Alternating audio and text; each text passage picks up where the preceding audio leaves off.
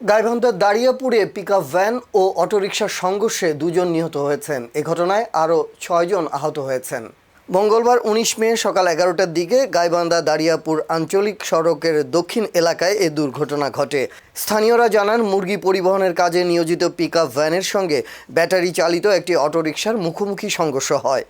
এতে ঘটনাস্থলে আব্দুর রাজ্জাক মিয়া নামে এক ব্যক্তি ও অজ্ঞাত আরও একজন সহ ২ জন নিহত হন। এছাড়া অটোরিকশায় থাকা আরও ৬ জন গুরুতর আহত হন। আহতদের মুমূর্ষু অবস্থায় হাসপাতালে ভর্তি করা হয়েছে।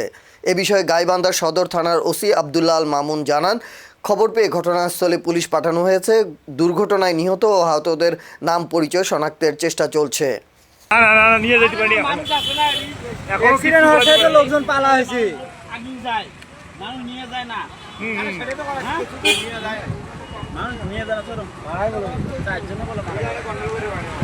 গাড়িটা বন্ধ করার